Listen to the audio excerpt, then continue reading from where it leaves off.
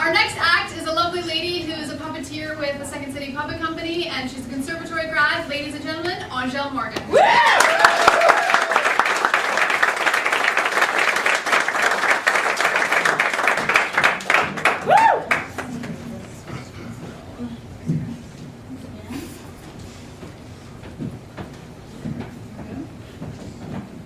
Cute dress. Thank you. Kensington, right?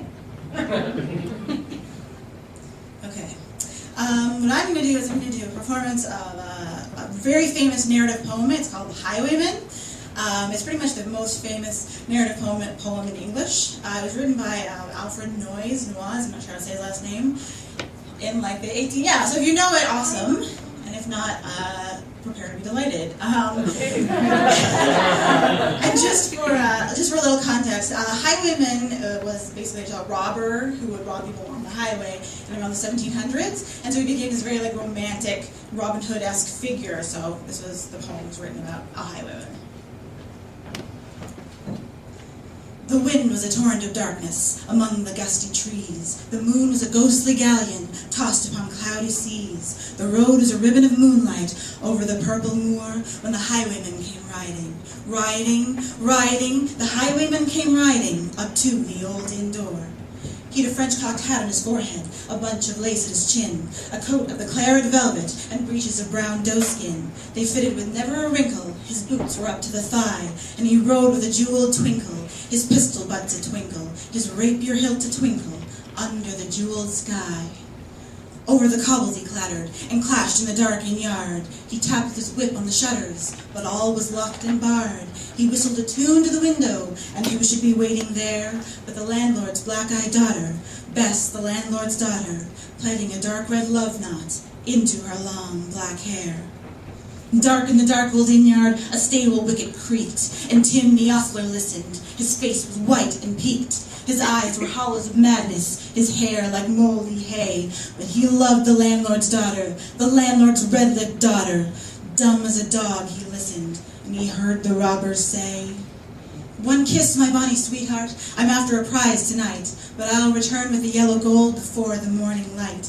Yet if they press me sharply and harry me through the day, look for me by moonlight, watch for me by moonlight, I'll come to thee by moonlight, though hell should bar the way."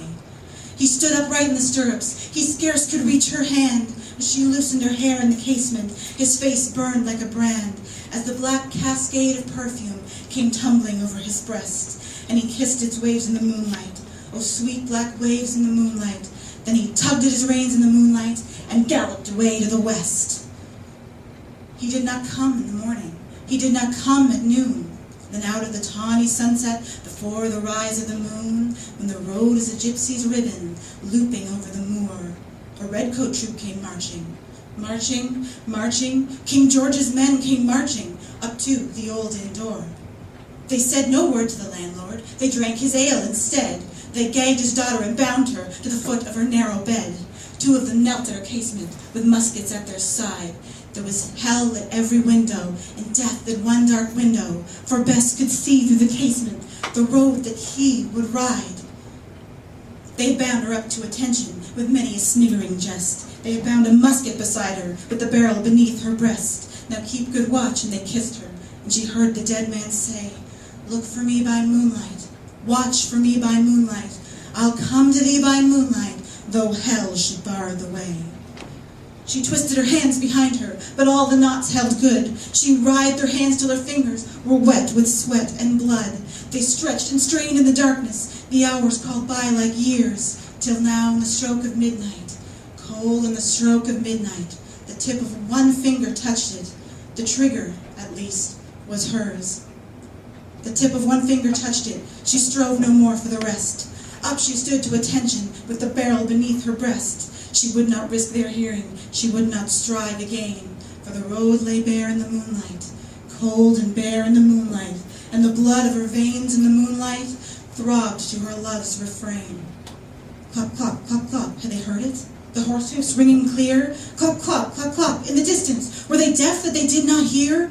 Down the ribbon of moonlight, over the brow of the hill, the highwaymen came riding, riding, riding, the redcoats looked to their priming. She stood up straight and still. Clop, clop in the frosty silence. Clop, clop in the echoing night.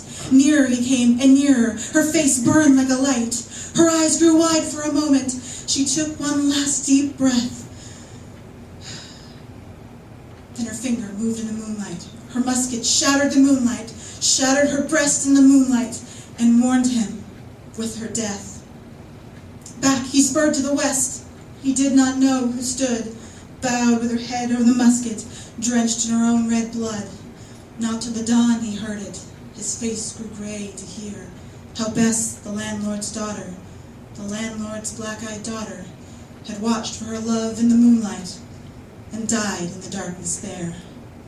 Back he spurred like a madman, shrieking a curse to the sky, with the white road smoking behind him, and his rapier brandished high. Blood red were his spurs in the golden noon, wine red was his velvet coat, when they shot him down on the highway, down like a dog on the highway, and he lay in his blood on the highway, with a bunch of lace at his throat.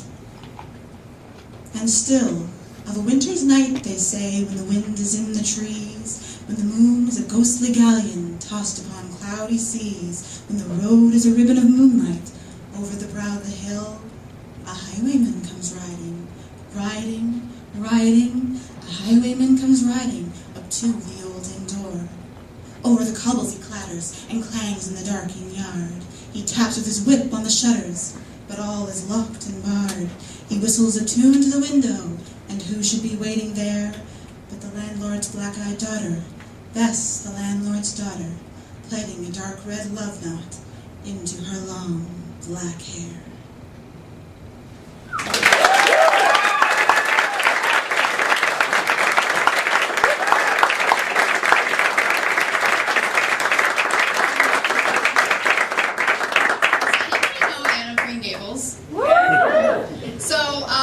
Huge fan, and I memorized that poem because she does it. Anne has to perform it, and so I memorized that poem just because I love Anne so much, and so I randomly just memorized that poem when I was in like grade 9. I found it in a book in my grandpa's house. It's a beautiful poem.